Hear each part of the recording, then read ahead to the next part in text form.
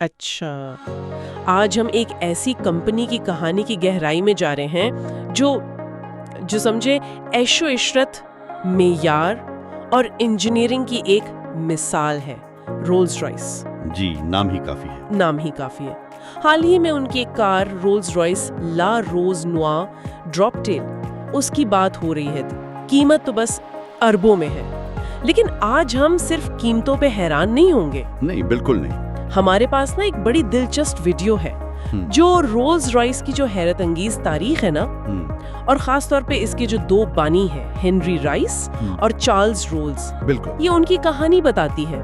تو یہ صرف کمپنی کی تاریخ نہیں ہے، جی نہیں، بلکہ یہ دو بالکل الگ الگ بیک گراؤنڈ کے لوگ کیسے ملے اور کیسے انہوں نے ایک ورلڈ کلاس برانڈ بنا دیا۔ بالکل۔ تو آج کی جو یہ ہماری تفصیلی گفتگو ہے نا، اس کا مقصد یہی سمجھنا ہے کہ یہ جو لگژری کا معیار ہے، یہ بنا کیسے، کن حالات نے جنم دیا اس کمپنی کو، جی، اور وہ کون سے اصول تھے جنہوں نے اسے آج تک اتنا خاص بنایا ہوا ہے۔ تو یہ کہانی ہے جدوجہد کی، ذہانت کی، پارٹنرشپ کی، اور ایک بڑے غیر متوقع موڑ کی۔ ہاں، جس نے آٹو موبائل کی دنیا ہی بدل دی۔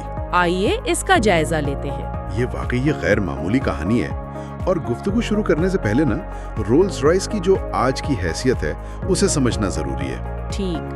یہ صرف آپ دیکھیں ایک مہنگی کار نہیں ہے، یہ تو ایک چلتا پھرتا تاریخی ورثہ ہے۔ ایک بڑی حیران کن حقیقت ہے، ویڈیو میں بھی بتائی گئی ہے کہ پچھلے 119 سالوں میں جتنی بھی رولز رائس کاریں بنی، جی، ان میں سے تقریباً 65% آج بھی سڑکوں پر ہیں، مطلب کارآمد حالت میں ہے۔ 65%؟ یہ تو یقین نہیں آتا۔ جی ہاں، یہ کسی اور کار کمپنی کے لیے تو سوچنا بھی مشکل ہے۔ یہ ان کی انجینئرنگ، ان کی پائیداری اور وہ جو کوالٹی پہ کوئی سمجھوتا نہیں کرتے نا، اس کا ثبوت ہے۔ بالکل، اس کا ثبوت ہے۔ یہ تو گاڑیاں نہیں لگتی جیسے کوئی میراث ہو جو نسل در نسل چلتی ہے۔ بالکل، اور اس کی ایک وجہ ان کا وہ بسپوک والا فلسفہ بھی ہے۔ جی، یعنی مکمل طور پر کسٹمر کی مرضی کے مطابق گاڑی بنانا۔ اچھا۔ یہ دنیا کی شاید واحد کار کمپنی ہے جو اس حد تک آپ کو کسٹمائزیشن دیتی ہے، مطلب رنگ اور لیدر سے بہت آگے کی بات ہے۔ جی جی، وہ آپ کی شخصیت، آپ کی پسند، آپ کا کوئی خاص شوق، اس کو گاڑی کے ڈیزائن میں شامل کر سکتے ہیں۔ وہ لا روز نوئر ڈراپ ٹیل اسی کی مثال ہے۔ لیکن یہ سب شروع کہاں سے ہوا؟ یہ ہمیں کہانی کے سب سے دلچسپ حصے کی طرف لے جاتا ہے، ہنری رائس۔ جی ہاں، ہنری رائس۔ ویڈیو میں جو بات سب سے زیادہ متاثر کرتی ہے وہ یہ ہے کہ اتنا بڑا لگژری برانڈ جس کا نام ہی کوالٹی کی ضمانت ہے، جی، اس کا بانی، وہ شخص، اس نے اپنی زندگی شروع کی شدید غربت میں۔ مطلب بچپن میں، اسکول جانے کی عمر میں وہ اخبار بیچ رہے تھے، ڈاک خانے میں کام کیا، پھر ایک فیکٹری میں مشقت۔ وہ تو چائلڈ لیبر کی ایک صاف مثال تھی۔ اور یہی تضاد ہے جو رائس کی کہانی کو اتنا پاورفل بناتا ہے۔ دیکھیں، باقاعدہ تعلیم تو تھی ہی نہیں، صفر تھی۔ اچھا۔ جو بھی سیکھا نا، وہ بس کام کر کے، اپنے ہاتھوں سے۔ ویڈیو بتاتی ہے کہ انہوں نے فیکٹریوں میں کام کرتے ہوئے پہلے میٹل ورک، پھر میکینکس اور پھر بجلی کے کام میں مہارت حاصل کی۔ ان میں نا سیکھنے کی ایک قدرتی لگن تھی اور چیزوں کی تہ تک پہنچنے کی جستجو۔ جی۔ میکینکس میں دلچسپی اتنی بڑھی کہ وہ راتوں کو جاگ کر الجبرا، فرانسیسی زبان، الیکٹریکل انجینئرنگ، ان پر کتابیں پڑھتے تھے۔ سب خود سے سیکھا، خود آموزی جسے کہتے ہیں۔ بالکل، خود آموزی۔ اور یہ خود آموزی انہیں کہاں تک لے گئی؟ آپ دیکھیں، صرف 21 سال کی عمر میں کوئی ڈگری نہیں تھی، لیکن اپنی قابلیت کی وجہ سے لندن کی ایک electric light and power company میں چیف الیکٹریشین بن گئے۔ 21 سال کی عمر میں؟ یہ تو بڑی بات ہے۔ جی، اس زمانے میں یہ بہت بڑا مقام تھا، لیکن قسمت نے یہاں ایک امتحان لیا۔ کچھ ہی عرصے بعد وہ کمپنی مالی مشکلات کا شکار ہوئی اور بند ہو گئی۔ اوہو، تو ایک نوجوان انجینئر جس نے اتنی محنت سے یہ مقام بنایا، اس کی نوکری چلی گئی۔ جی۔ آگے کیا ہوا؟ کیا انہوں نے کوئی دوسری نوکری ڈھونڈی؟ عام طور پر تو شاید یہی ہوتا ہے، لیکن رائس نے راستہ کچھ اور چنا۔ ویڈیو کے مطابق انہوں نے ہار نہیں مانی، بلکہ ایک دوست تھے ان کے، ارنسٹ کلیئرمونٹ، جی، ان کے ساتھ مل کر صرف 20 پاؤنڈ کی سرمایہ کاری سے مانچسٹر میں اپنی کمپنی کھول لی، FH रॉयस एंड कंपनी। सिर्फ 20 पाउंड से? जी, शुरू में तो वो छोटे मोटे बिजली के आलात बनाते थे, जैसे डोरबेल, लाइट की फिटिंग्स, ऐसी चीजें। यानी एक नाकामी हुई और फौरन अपना कारोबार शुरू करने का हौसला, ये तो काबिल जिक्र है। बिल्कुल, और उनका जो मयार पर जोर था ना, वो शुरू से था। वो जो भी चीज बनाते कोशिश करते कि वो मार्केट में जो बेहतरीन चीज है उससे भी बेहतर हो, और उनका कारोबार चल निकला। खास तौर पे जब उन्होंने डायनेमो और इलेक्ट्रिक क्रेनें बनाना शुरू की, कंपनी कामयाब हुई, मुनाफा बख्श बनी और हेनरी राइस एक मोतबर सनतकार बन गए। अच्छा। इनकी जाती जिंदगी भी ठीक थी, शादी हुई, खानदान था, बज़ाहिर सब कुछ ठीक चल रहा था। बज़ाहिर?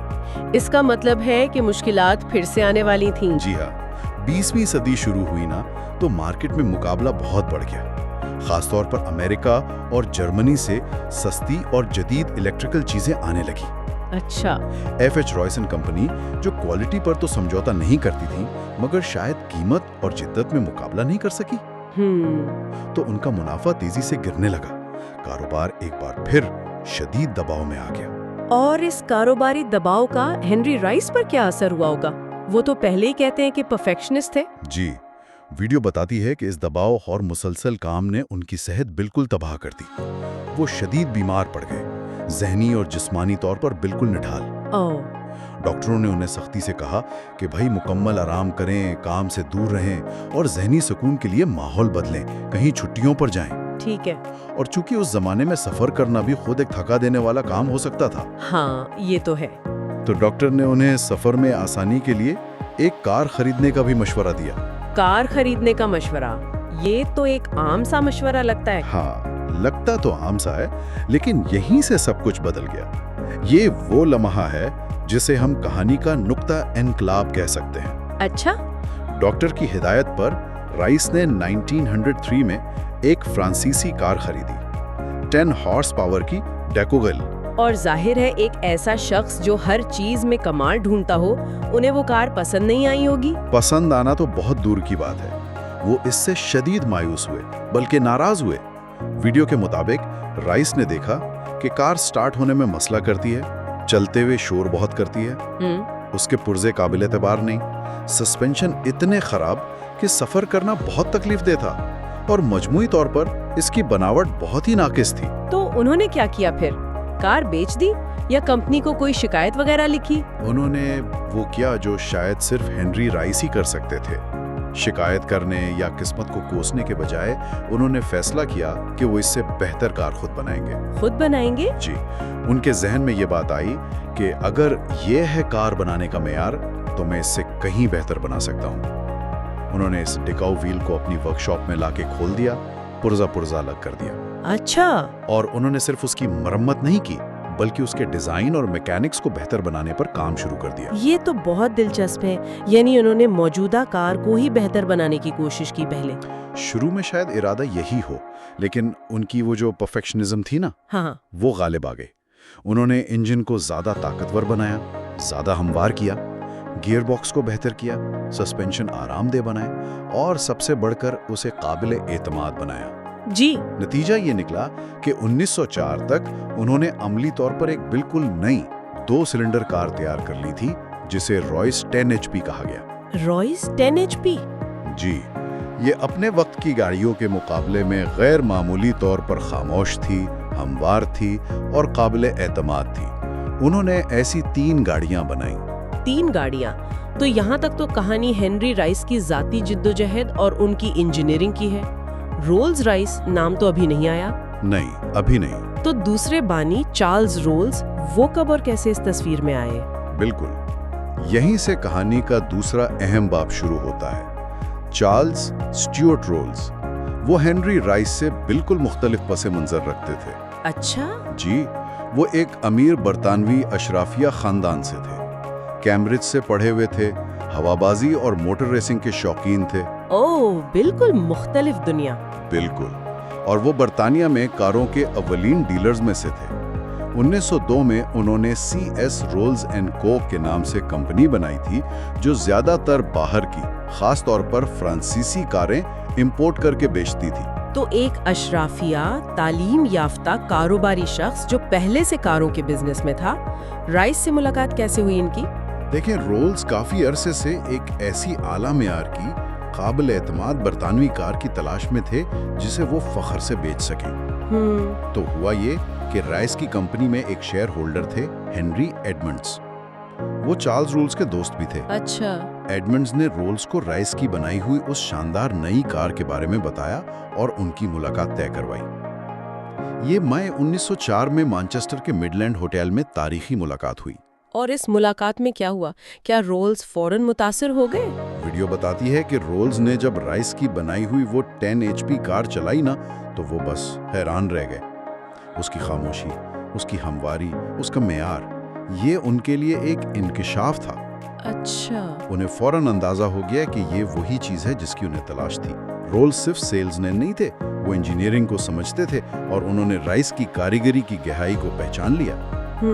انہوں نے رائس کو وہی موقع پر ہی پیشکش کی کہ وہ رائس کی بنائی ہوئی ہر کار خرید لیں گے اور اسے خاص طور پر اپنی کمپنی کے ذریعے فروخت کریں گے۔ یہ تو ایک بہت بڑی پیشکش تھی۔ رائس کا کیا رد عمل تھا اس پر؟ رائس جو بنیادی طور پر تو انجینئر تھے اور شاید اتنے بڑے پیمانے پر کاروبار کا نہیں سوچ رہے تھے، جی، وہ اس شراکت پر راضی ہو گئے اور یہ دو بالکل مختلف صلاحیتوں کا بہترین ملاپ تھا۔ بالکل۔ رائس کے پاس انجینئرنگ کی مہارت اور وہ کمال پرستی تھی اور رولز کے پاس کاروباری ذہانت، مارکیٹ کی سمجھ اور وہ ہائی کلاس میں کانٹیکٹس تھے۔ جی۔ انہوں نے پھر فیصلہ کیا کہ ان کاروں کو رولز رائس کے نام سے بیٹھا جائے گا اور یہ نام پھر باقاعدہ 1906 میں رجسٹر ہوا۔ تو یہاں سے رولز رائس کا باقاعدہ آغاز ہوا۔ جی۔ ان کی شروع کی حکمت عملی کیا تھی؟ معیار تو تھا لیکن مارکیٹ میں خود کو منوایا کیسے انہوں نے؟ ان کا فلسفہ شروع سے ایک دم واضح تھا، دنیا کی بہترین کار بنانا، بس قیمت پر کوئی سمجھوتا نہیں، معیار پر کوئی سمجھوتا نہیں۔ انہوں نے اپنی کاروں کو مختلف ٹیسٹس اور ریسوں میں شامل کرنا شروع کیا تاکہ ان کی قابلیت اور پائیداری ثابت ہو۔ اچھا۔ 1907 میں ان کی ایک کار تھی سلور گھوسٹ۔ اس نے 15,000 میل یعنی تقریباً 24,000 کلومیٹر کا سفر بغیر کسی بڑی خرابی کے مکمل کیا۔ 15,000 میل اس زمانے میں؟ جی ہاں، اس زمانے میں یہ ایک ناقابل یقین کارنامہ تھا۔ اسی نے رولز رائس کو دنیا کی بہترین کار کے طور پر مشہور کر دیا۔ وہ 65% والی بات اب زیادہ سمجھ میں آ رہی ہے۔ یہ پائیداری تو شروع سے ان کے ڈی این اے میں تھی۔ بالکل، یہ صرف مارکیٹنگ نہیں تھی، یہ رائس کا جنون تھا۔ کہتے ہیں کہ وہ اپنی فیکٹری میں ذرا سی بھی خرابی پر شدید غصہ ہوتے تھے۔ اچھا۔ ان کا ایک مشہور قول ہے، چھوٹی چیزیں کمال پیدا کرتی ہیں لیکن کمال کوئی چھوٹی چیز نہیں ہے۔ واہ۔ یہی سوچ پھر پوری کمپنی میں پھیل گئی۔ لیکن کیا یہ شراکت داری ہمیشہ ہموار رہی؟ دو اتنے مختلف پس منظر کے لوگ تھے۔ بظاہر تو ان کے درمیان باہمی احترام بہت تھا۔ وہ اپنی اپنی ذمہ داریاں سمجھتے تھے۔ رائس ڈیزائن اور پروڈکشن دیکھتے تھے، رولز بزنس اور مارکیٹنگ۔ ٹھیک۔ تاہم ایک افسوسناک واقعہ ضرور پیش آیا۔ چارلز رولز جو ہوا بازی کے بھی بہت شوقین تھے، جی آپ نے بتایا تھا، وہ 1910 میں صرف 32 سال کی عمر میں ایک ہوائی جہاز کے حادثے میں ہلاک ہو گئے۔ وہ برطانیہ میں ہوائی حادثے میں مرنے والے پہلے شخص تھے۔ اوہ، یہ تو بہت جلد تھا۔ کمپنی پر اس کا کیا اثر پڑا ہوگا؟ یہ ایک بہت بڑا دھچکا تھا، لیکن رائس نے کام جاری رکھا۔ رولز نے جو بنیاد رکھی تھی وہ مضبوط تھی۔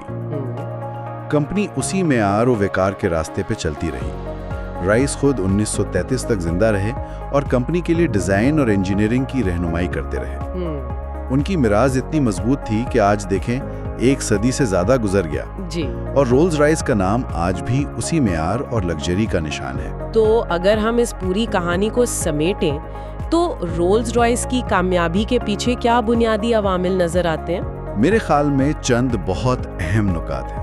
ایک تو ہنری رائس کی اپنی کہانی، غربت سے اٹھ کر خود سیکھ کر انجینئرنگ میں کمال حاصل کرنا، جی، اور پھر ایک ذاتی مسئلے کو یعنی خراب کار اس کو ایک ورلڈ کلاس پروڈکٹ بنانے کے موقع میں بدل دینا، یہ جدت ترازی کی ایک بہترین مثال ہے۔ بالکل، جو کسی ضرورت یا عدم اطمینان سے پیدا ہوتی ہے۔ دوسرا نقطہ کیا ہے؟ دوسرا، شراکت داری کی اہمیت۔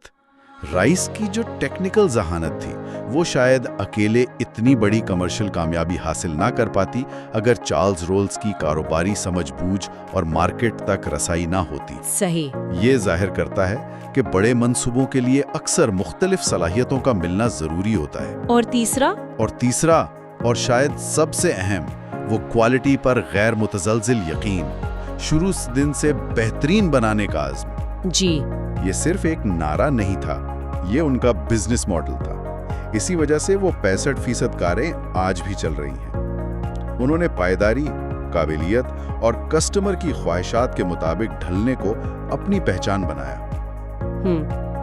वो सिर्फ कारें नहीं बेच रहे थे, वो एक तजुर्बा, एक वकार और एक वादा बेच रहे थे। तो ये कहानी सिर्फ एक लग्जरी कार ब्रांड की नहीं है, बल्कि ये इंसानी अज़्म, शराकत और मेयार की अहमियत की कहानी है।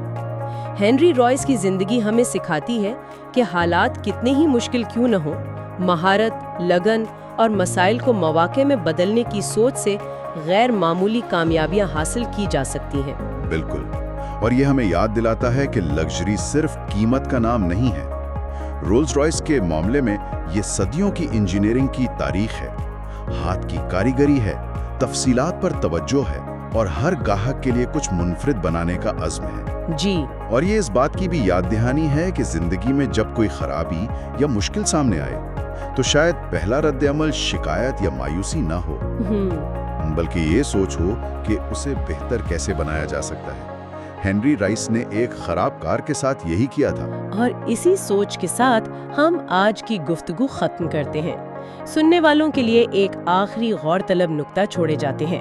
हम सब की जिंदगियों में, काम में या ताल्लुकात में ऐसी खराबियां या चैलेंजेस आते हैं जो हमें मायूस करते हैं। जी, आते हैं। क्या हम उन पर सिर्फ करते रहें या हेनरी रॉयस की तरह ये सोचने की कोशिश करें कि उसे बेहतर कैसे बनाया जा सकता है? शायद इसी सवाल में तरक्की और कामयाबी का कोई नया रास्ता छुपा हो।